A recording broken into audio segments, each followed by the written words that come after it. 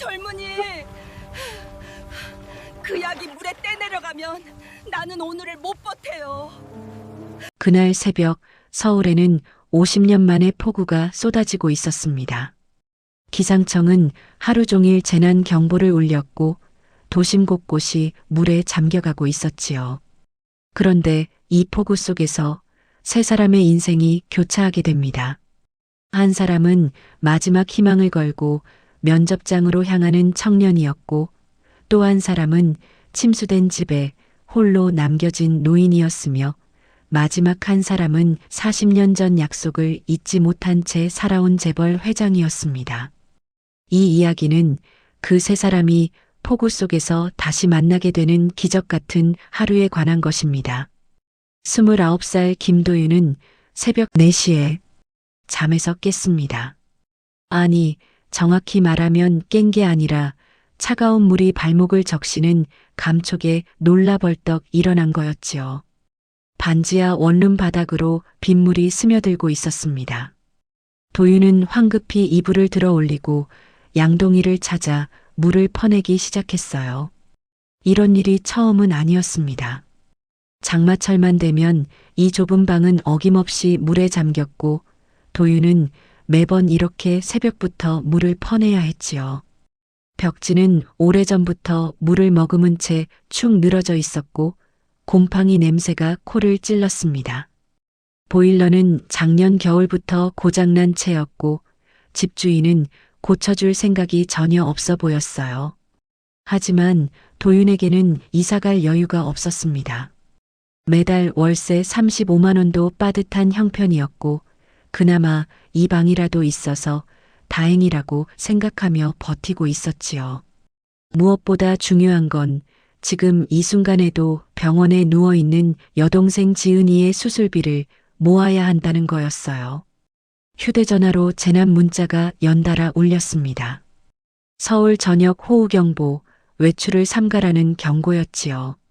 하지만 도윤은 오늘만큼은 외출을 삼갈 수 없었습니다. 오늘 오전 10시 도윤에게는 마지막 면접이 잡혀 있었기 때문이에요. 지난 1년 동안 도윤이 지원한 회사는 38곳이었습니다. 서류 전형을 통과한 곳은 12곳, 1차 면접까지 간 곳은 5곳, 그리고 최종 면접까지 올라간 곳은 오늘이 처음이었어요. 한성물산이라는 중견기업의 경영지원팀 신입사원 채용이었지요. 합격하면 연봉 3,200만 원. 도윤에게는 지은이의 수술비를 마련할 수 있는 마지막 기회였습니다. 도윤은 물을 퍼내다 말고 벽에 걸린 정장을 바라봤습니다. 단 한 벌뿐인 면접용 정장이었어요. 5년 전 대학 졸업식 때 어머니가 마지막으로 사주신 옷이었지요. 그때 어머니는 암투병 중이셨고 아버지는 그보다 1년 전에 교통사고로 세상을 떠나신 뒤였습니다. 어머니는 병원비 때문에 빚더미에 앉아 있으면서도 도윤의 졸업 선물로 이 정장만큼은 꼭 사주고 싶어 하셨어요.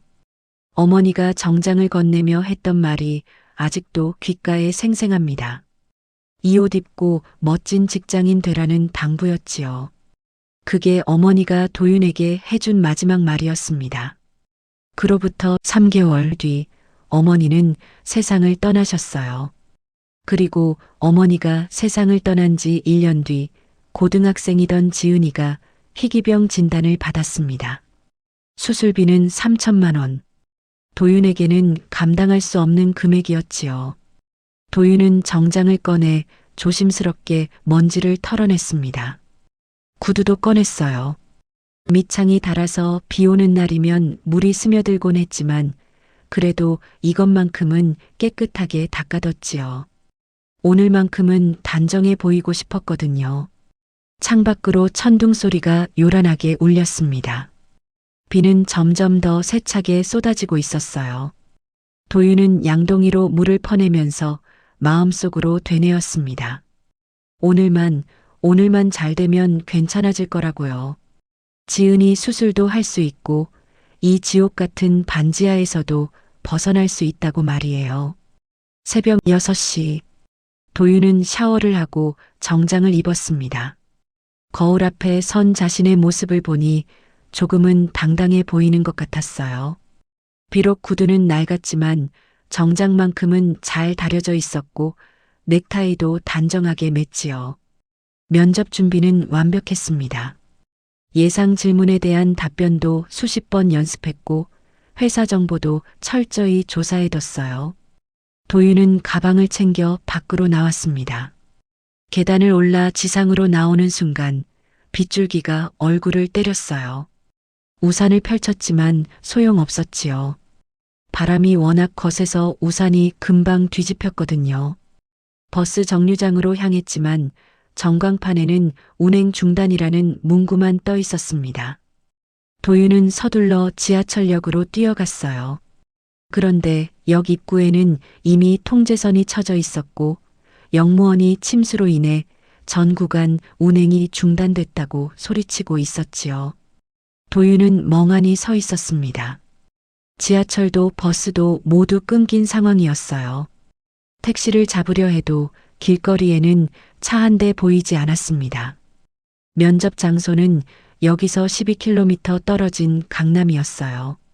걸어서 가려면 최소 2시간 반은 걸릴 거였지요. 도윤은 시계를 봤습니다. 지금 시각 오전 7시 10분. 10시까지 도착하려면 지금 당장 걸어가야 했어요. 망설일 시간이 없었습니다. 도윤은 우산을 다시 펴들고 걷기 시작했지요. 빗속을 걸으며 도윤은 생각했습니다. 작년에도 재작년에도 이렇게 간절했던 적이 있었나 하고요. 아버지가 돌아가셨을 때도 어머니가 세상을 떠나셨을 때도 도윤은 울지 않았어요. 눈물을 흘릴 시간이 없었거든요. 지은이를 지켜야 했고 생계를 유지해야 했으니까요. 편의점 야간 알바, 주말 배달 대행, 공사장 일용직까지 안 해본 일이 없었습니다. 그래도 도윤은 포기하지 않았어요. 언젠가는 제대로 된 직장을 얻고 지은이 수술도 시키고 어머니 산소에 찾아가서 이제 괜찮아졌다고 말할 수 있을 거라고 믿었지요. 비는 멈출 기미가 보이지 않았습니다. 도로 곳곳에 물이 고이기 시작했고 차들은 서행하거나 아예 멈춰 섰어요. 도윤은 인도를 따라 계속 걸었습니다. 정장 바지 끝자락이 물에 젖어들었지만 신경 쓸 여유가 없었어요. 그저 10시 전에만 도착하면 됐으니까요. 1시간쯤 걸었을까요? 도윤은 이제 강을 끼고 있는 골목길로 접어들었습니다. 이 길로 가면 20분은 단축할 수 있었거든요. 하지만 골목에 들어서자마자 도윤은 발걸음을 멈췄어요. 골목이 물에 잠겨 있었던 겁니다. 물은 이미 발목을 넘어 종아리까지 차오르고 있었습니다. 도윤은 잠시 망설였어요. 이 길로 가야 시간을 아낄 수 있지만 물에 젖으면 면접장에 도착했을 때 말이 아닐 것 같았지요. 하지만 돌아가면 너무 늦을 것 같았고요. 고민하던 도윤의 시선이 골목 안쪽으로 향했습니다. 그리고 그 순간 도윤의 발걸음이 완전히 멈춰섰어요. 허리가 굽은 노인 한 분이 물에 잠긴 집 앞에 서 있었던 겁니다. 노인은 70대 후반쯤 돼 보였어요. 흰머리에 낡은 카디건을 걸친 모습이었는데 비를 맞으면서도 꼼짝도 하지 않고 망연자실한 표정으로 그저 집 안을 바라보고만 계셨지요. 집 안은 이미 무릎 높이까지 물이 차 있었고 약 봉지며 사진틀 같은 것들이 둥둥 떠다니고 있었습니다. 도윤은 그냥 지나칠 수도 있었어요. 면접 시간은 다가오고 있었고 자기 일도 급했으니까요. 하지만 발이 떨어지지 않았습니다. 노인의 그 표정이 마치 세상의 모든 걸 잃어버린 것 같은 그 눈빛이 도윤의 가슴을 먹먹하게 만들었지요. 도윤은 천천히 노인에게 다가갔습니다. 물이 구두 속으로 스며들었지만 개의치 않았어요. 노인은 도윤을 보더니 떨리는 목소리로 말했습니다.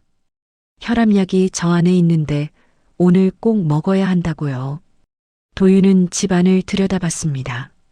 물은 계속 차오르고 있었고 약 봉지는 이미 싱크대 위쪽 선반 근처에서 떠다니고 있었어요. 들어가려면 허리까지 물에 잠길 게 분명했지요. 도윤은 다시 시계를 봤습니다. 오전 8시 35분. 여기서 면접 장소까지는 아직 1시간 이상 걸렸어요. 만약 지금 노인을 돕는다면 최소 10분, 아니 15분은 지체될 거였습니다. 그러면 면접 시간에 딱 맞춰 도착하거나 혹은 조금 늦을 수도 있었지요. 도윤의 머릿속이 복잡해졌습니다. 지은이의 얼굴이 떠올랐어요. 병원 침대에 누워서 괜찮다고 애써 웃던 동생의 모습이요. 어머니가 마지막으로 사주신 이 정장, 1년 동안 쏟아부은 노력들, 그 모든 게 이 한 번의 면접에 걸려 있었습니다. 하지만 도윤은 그냥 지나갈 수가 없었어요. 도윤은 천천히 신발을 벗었습니다.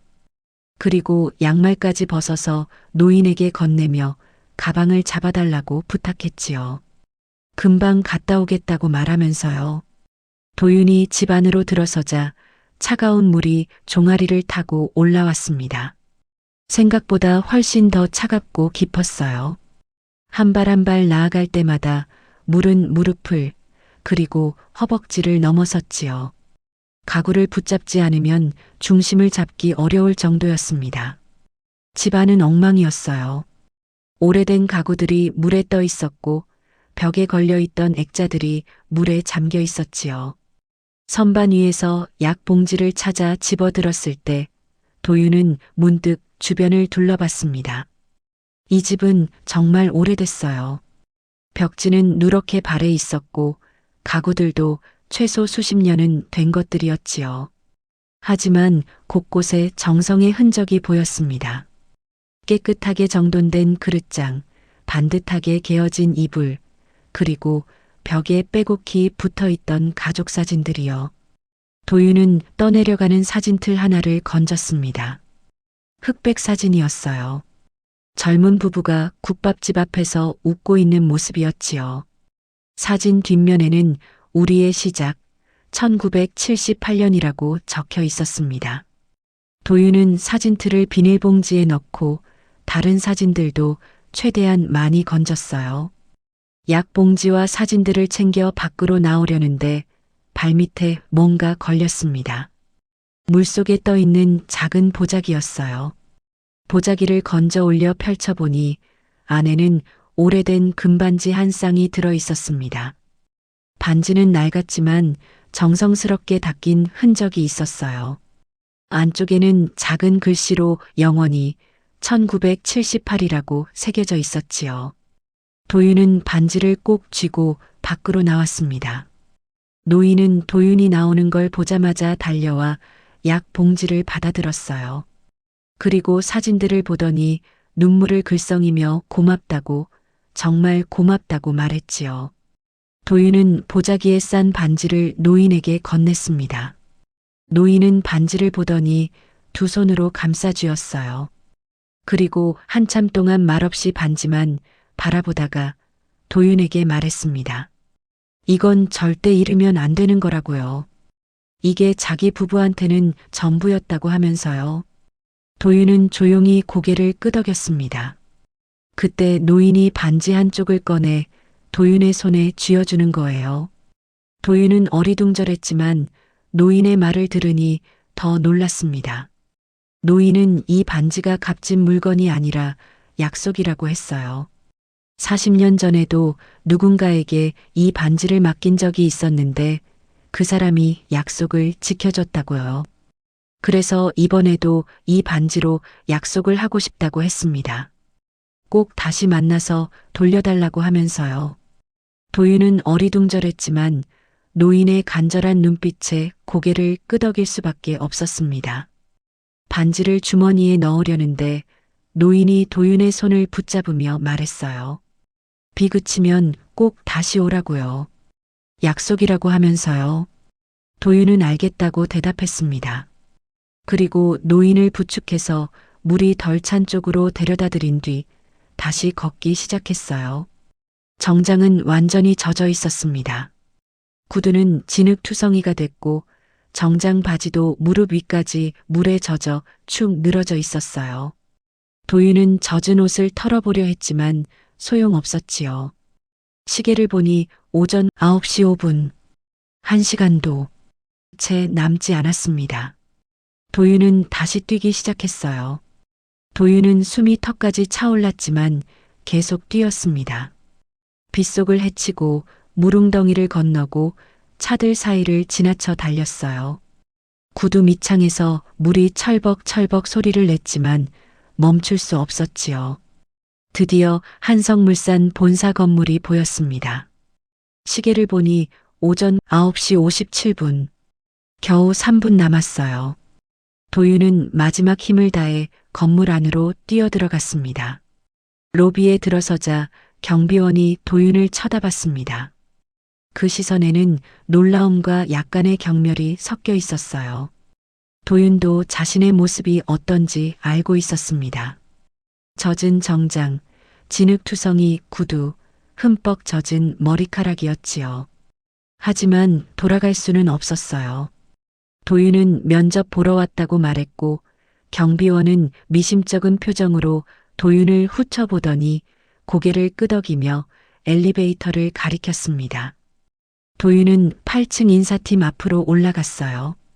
엘리베이터 문이 열리자 복도에는 이미 다른 면접자들이 앉아 기다리고 있었습니다. 모두 말끔한 정장 차림이었고 서류 가방을 무릎에 올려놓고 긴장한 표정으로 앉아 있었어요. 도윤이 복도로 나오자 모두의 시선이 일제히 도윤에게 쏠렸지요. 그 시선들은 차가웠습니다. 누군가는 피식 웃었고 누군가는 고개를 돌렸어요. 도윤은 최대한 태연한 척하며 접수대로 향했습니다. 접수를 맡은 직원은 도윤을 보더니 눈썹을 찌푸렸어요. 하지만 이름을 확인한 뒤 구석 의자에 앉아서 기다리라고 했지요. 도윤은 구석 의자에 앉았습니다. 옷에서 물이 뚝뚝 떨어졌어요. 도윤은 손수건을 꺼내 얼굴을 닦고 머리를 손으로 쓸어 넘겼지요. 하지만 젖은 옷은 어쩔 도리가 없었습니다. 10분쯤 지났을까요? 인사팀 직원이 나와서 도윤의 이름을 불렀습니다. 도윤은 숨을 크게 들이쉬고 면접실 문을 열었어요. 면접관은 3명이었습니다. 가운데 앉은 사람은 50대 중반쯤 돼 보이는 남자였고 양옆에는 40대쯤 되는 여성과 남성이 앉아 있었어요. 세 사람 모두 도윤을 보자마자 표정이 굳어졌지요. 가운데 면접관의 목소리는 차가웠습니다. 앉으라고 했어요. 도윤은 조심스럽게 의자에 앉았습니다. 의자에서도 물기가 밴 소리가 났어요. 한동안 침묵이 흘렀습니다. 면접관들은 서로 눈빛을 교환하더니 가운데 면접관이 입을 열었어요. 오늘 면접이 얼마나 중요한 자리인지 알고 있느냐고 물었습니다. 도윤은 알고 있다고 대답했어요. 그러자 면접관은 이런 모습으로 왔다는 건 이 회사를 우습게 본 거 아니냐고 물었지요. 도윤은 예상했던 질문이었습니다. 하지만 막상 듣고 보니 가슴이 철렁 내려앉았어요. 도윤은 죄송하다고 했습니다. 하지만 사정이 있었다고 말했지요. 면접관은 무슨 사정이길래 이렇게까지 왔냐고 물었습니다. 도윤은 천천히 설명했어요. 오늘 새벽 서울에 50년 만에 폭우가 내렸다고요. 대중교통이 모두 끊겨서 12km를 걸어왔다고 말이에요. 그 과정에서 침수된 골목에서 홀로 계시던 노인분을 만났고 그분을 도와드리느라 옷이 젖었다고 했습니다. 왼쪽 면접관이 비웃듯 말했어요. 그래서 그게 변명이 되느냐고요.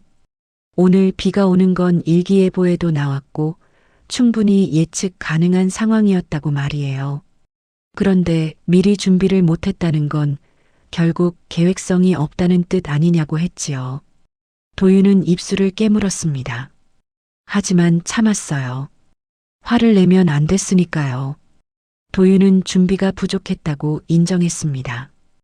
하지만 노인분을 두고 갈 수는 없었다고 말했어요. 오른쪽 여성 면접관이 말했습니다. 회사 생활이라는 게 그렇게 감성적으로만 할 수 있는 게 아니라고요. 때로는 냉정한 판단이 필요하다고 했어요. 오늘처럼 중요한 면접을 앞두고 있었다면 노인분께는 119에 연락을 하든지 다른 방법을 찾았어야 한다고 했습니다. 본인의 인생이 걸린 순간에 타인을 우선시한다는 건 결국 책임감이 부족하다는 거라고 말이에요. 도윤은 그 말을 듣는 순간 뭔가 잘못됐다는 생각이 들었습니다. 하지만 반박할 수가 없었어요. 면접관들의 말도 일리가 있었으니까요. 가운데 면접관이 서류를 넘기며 말했습니다. 도윤의 이력서를 보니 학점도 그리 높지 않고 경력도 단기 아르바이트뿐이라고요. 솔직히 말하자면 이번 면접은 서류상으로도 아슬아슬하게 통과한 거라고 했어요. 그런데 이렇게 준비성 없이 왔다는 건 이 회사가 도윤에게 얼마나 간절한 곳인지 의문이 든다고 말했지요. 도윤은 고개를 숙였습니다. 그리고 천천히 또박또박 말했어요. 자신에게 이 회사는 마지막 희망이었다고요. 부모님을 일찍 여의고 지금 병원에 누워있는 여동생의 수술비를 마련하기 위해 1년 동안 38개 회사에 지원했다고 말이에요. 이번 면접이 최종까지 온 유일한 기회였다고 했습니다. 그래서 오늘 어떤 일이 있어도 이 자리에 오고 싶었다고요. 면접실이 잠시 조용해졌습니다. 도윤은 계속 말했어요. 하지만 그 노인분을 그냥 지나칠 수 없었다고요. 만약 그분을 두고 갔다면 이 자리에 앉아 있어도 마음이 편하지 않았을 거라고 말했습니다. 준비성이 부족했다고 책임감이 없다고 하신다면 할 말은 없다고요. 하지만 사람을 두고 갈 수는 없었다고 했어요. 도윤의 목소리는 떨리지 않았습니다. 면접관들은 서로 눈빛을 교환했어요. 가운데 면접관이 한숨을 쉬며 말했습니다. 회사라는 곳은 이미지도 중요하다고요. 한성물산은 업계에서도 신뢰를 중시하는 회사라고 했어요.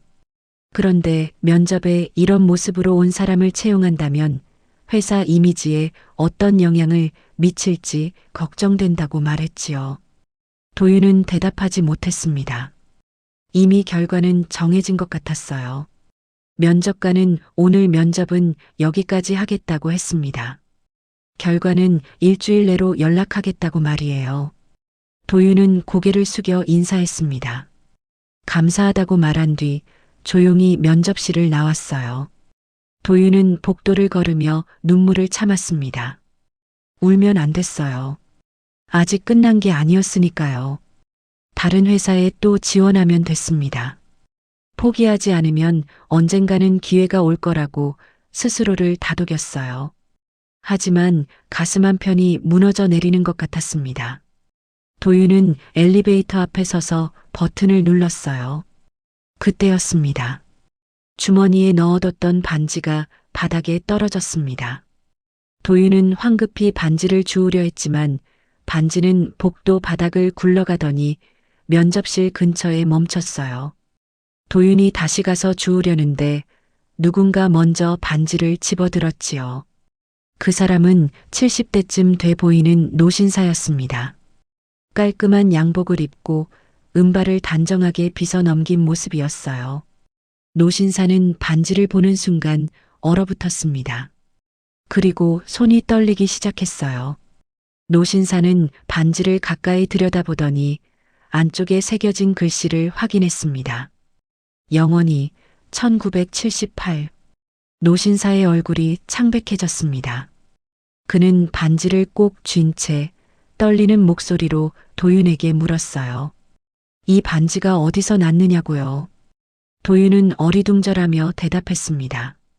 오늘 아침에 침수된 골목에서 노인분을 도와드리다가 받은 거라고요. 노신사는 도윤의 대답을 듣더니 그 자리에서 주저앉았습니다.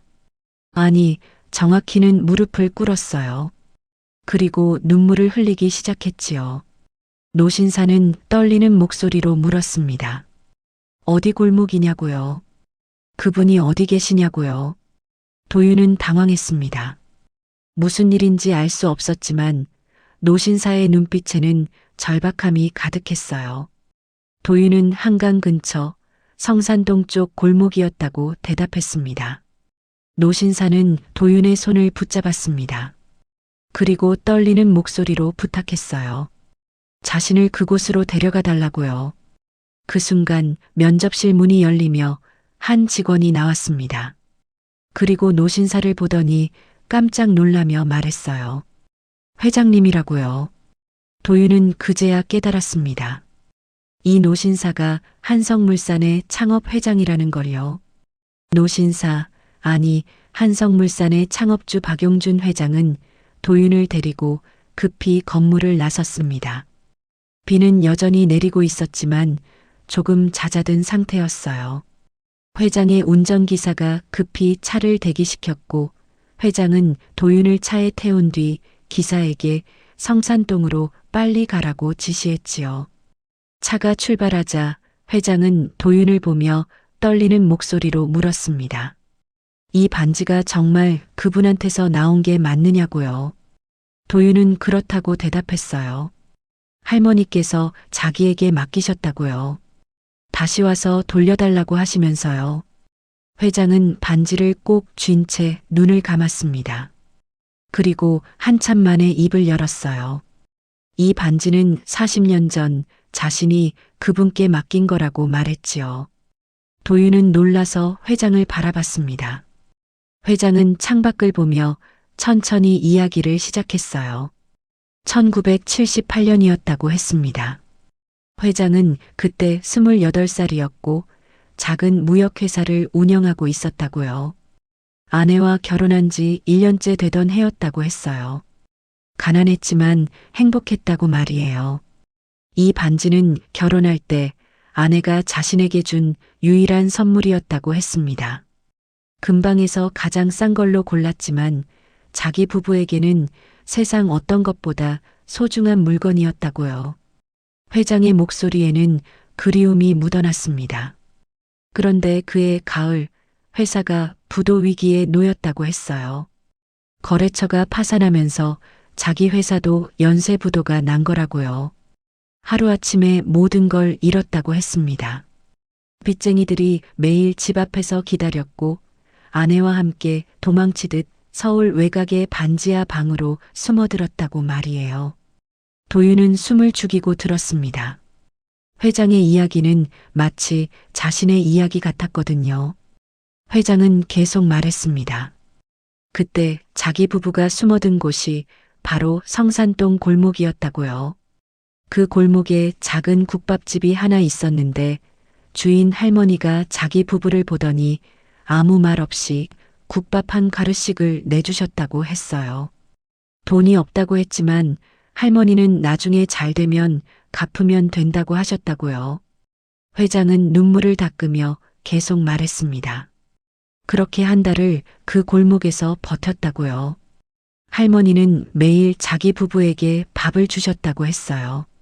자신은 할머니께 갚겠다고 꼭 성공해서 돌려드리겠다고 약속했다고요. 그리고 약속의 증표로 이 결혼 반지를 맡겼다고 했습니다. 할머니는 이런 소중한 걸 왜 주느냐고 하셨지만 자신은 꼭 다시 찾으러 오겠다고 했다고요. 도윤은 가슴이 먹먹해졌습니다. 회장은 말을 이어갔습니다. 그로부터 한 달 뒤 새로운 사업 기회를 잡았다고요. 지인의 도움으로 소액 투자를 받아서 다시 시작할 수 있었다고 했어요. 그리고 5년 뒤 회사는 중견기업으로 성장했다고요. 그때 다시 성산동을 찾아갔다고 했습니다. 할머니께 은혜를 갚고 반지를 돌려받으려고요. 회장의 목소리가 떨렸습니다.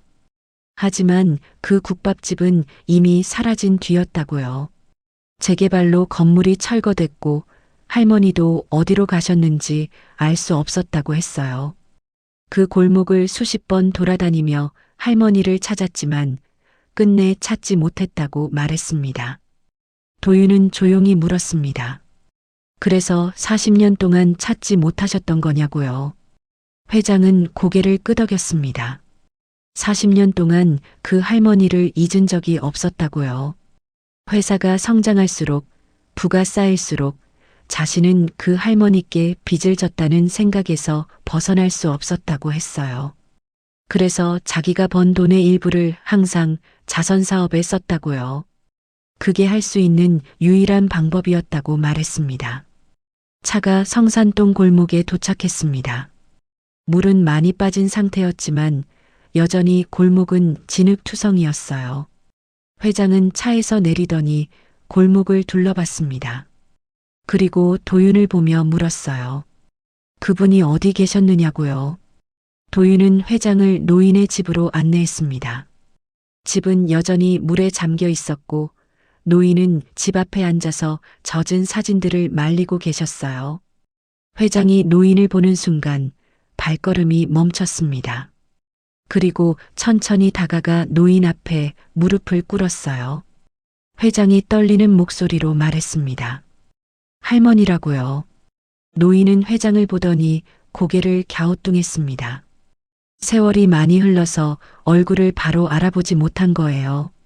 하지만 회장이 반지를 꺼내 보여주자 노인의 눈이 커졌지요.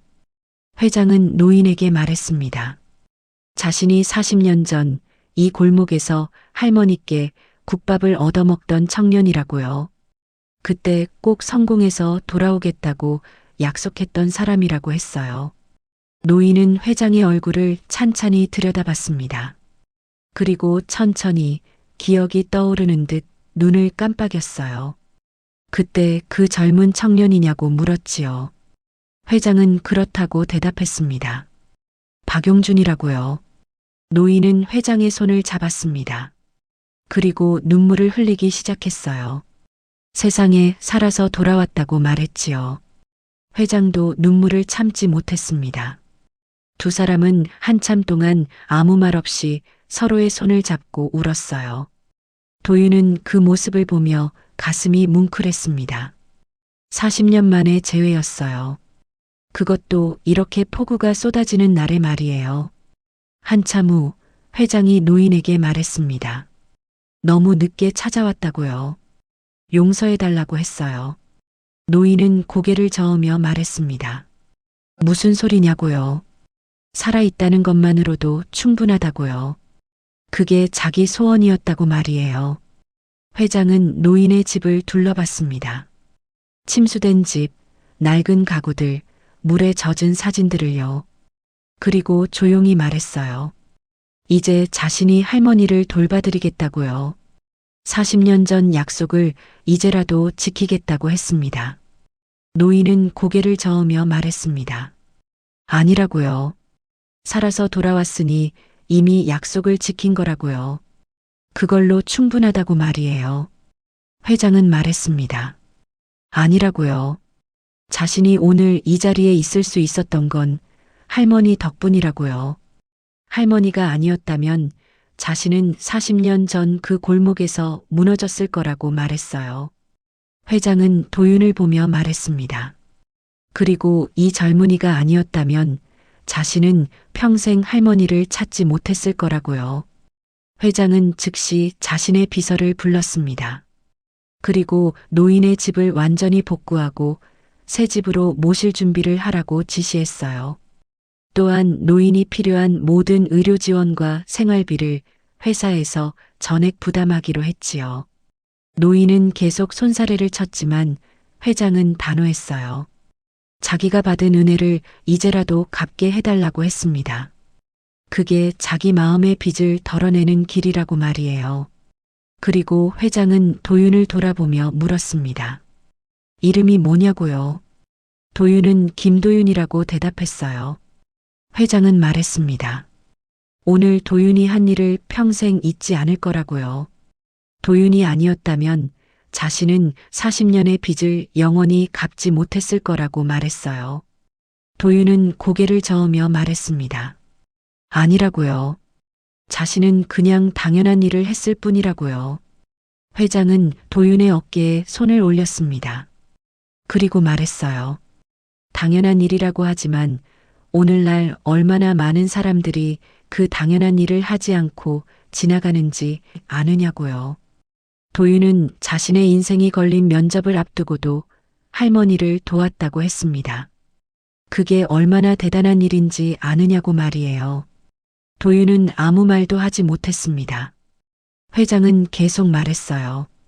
아까 면접실에서 도윤을 떨어뜨렸다고 들었다고요.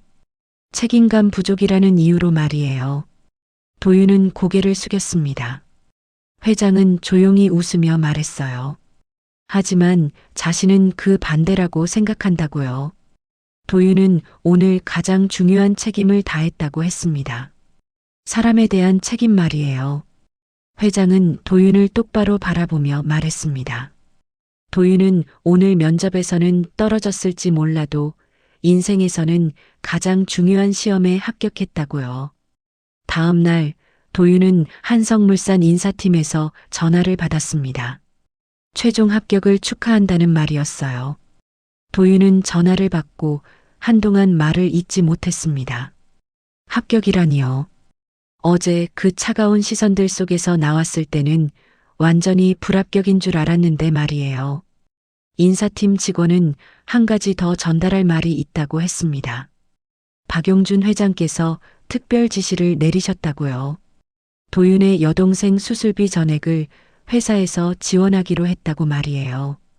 도윤은 그 말을 듣는 순간 눈물이 쏟아졌습니다. 참으려 해도 참을 수가 없었어요. 전화를 끊은 뒤 도윤은 병원으로 달려갔습니다.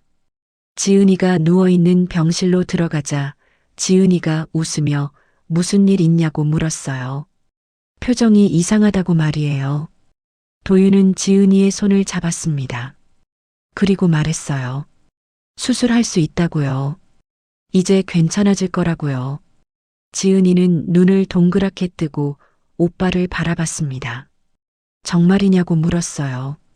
도윤은 그렇다고 대답했습니다. 지은이는 오빠 손을 꼭 쥐고 눈물을 흘렸습니다. 도윤도 함께 울었어요.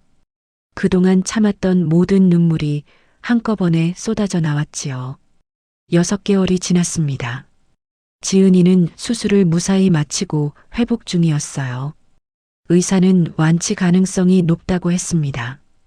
도윤은 한성물산에서 성실히 일하며 회사 생활에 적응해가고 있었지요. 그리고 도윤은 매주 주말마다 성산동을 찾아갔습니다. 회장님이 마련해준 새 집에서 편안하게 지내시는 할머니를 뵙기 위해서였어요. 어느 일요일 오후 도윤이 할머니 댁을 방문했을 때 회장님도 와 계셨습니다. 세 사람은 함께 차를 마시며 이야기를 나눴어요. 회장은 도윤에게 말했습니다. 도윤을 채용한 건 자기 인생 최고의 결정 중 하나였다고요. 도윤 같은 사람이 회사에 필요했다고 말이에요. 할머니가 말했습니다. 도윤이는 착한 아이라고요. 그날 자기를 도와주지 않았다면 자신은 어떻게 됐을지 모른다고 말이에요. 도윤은 고개를 저었습니다. 아니라고요. 자기가 더 감사드려야 한다고 했어요. 할머니 덕분에 자기 인생이 바뀌었으니까요. 회장이 창밖을 보며 말했습니다. 그날 폭우가 내렸을 때 누가 이런 기적이 일어날 줄 알았겠느냐고요. 40년 만에 다시 만나고 도윤 같은 젊은이를 만나게 되다니 말이에요. 할머니가 조용히 말했습니다. 기적이 아니라고요. 이건 선함이 돌고 도는 거라고 했어요. 용준이가 40년 전에 선한 마음으로 살겠다고 약속했고 도윤이가 오늘 선한 마음으로 자기를 도왔다고요. 그게 다시 돌고 돌아서 모두에게 좋은 일이 된 거라고 말했습니다. 도윤은 할머니의 말을 듣고 고개를 끄덕였어요. 그날 저녁 도윤이 집으로 돌아오는 길에 하늘을 올려다봤습니다. 구름 사이로 노을이 비치고 있었어요. 도윤은 마음속으로 중얼거렸습니다. 엄마한테요. 나 이제 괜찮아졌다고요. 지은이도 괜찮아질 거라고요. 그리고 자신은 사람답게 살 거라고요. 엄마가 원하셨던 것처럼요. 그리고 도윤은 주머니에서 작은 반지를 꺼냈습니다. 할머니가 도윤에게 선물로 준 또 하나의 반지였어요. 할머니는 이렇게 말씀하셨지요. 이건 내가 가져. 언젠가 내가 누군가에게 선함을 전할 때 쓰렴. 도윤은 반지를 보며 다짐했습니다. 언젠가 자신도 누군가에게 이런 선함을 전하는 사람이 되겠다고요. 그렇게 물이 차오르던 그 새벽의 이야기는 끝이 났습니다.